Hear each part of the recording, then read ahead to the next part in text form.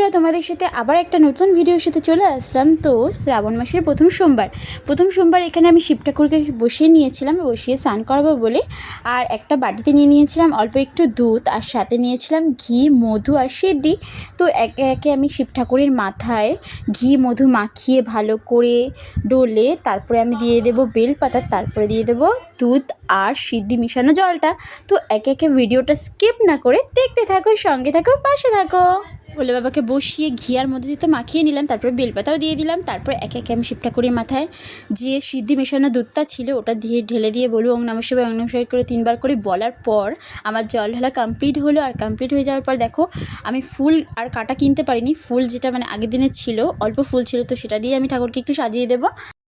বাবার মাথায় দুধ ঢেলে নেওয়ার পরই এখানে ফুল আর বেলপাতা দিয়ে তো সাজিয়ে দিয়েছি। আর সাজিয়ে চেষ্টা করবো যাতে প্রত্যেক বছর শ্রাবণ মাসে প্রত্যেকটা সোমবার যাতে আমি করতে পারি। ভোলে বাবাকে স্নান করে নেওয়ার পর দেখো এখানে আমি গোপুকেও খেতে দিয়ে দিয়েছি, চকলেট দিয়ে দিয়েছি।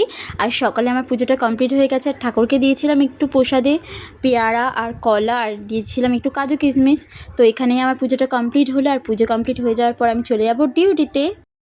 ফ্রেন্ডস, পুজো দিয়ে উঠে রেডি হয়ে নিয়েছি, আর হাতে পরে নিয়েছিলাম চুড়ি, যেটা তোমাদের সাথে শেয়ার করা হয়নি। শ্রাবণ মাসের চুড়ি 2 হাতেই পরেছি।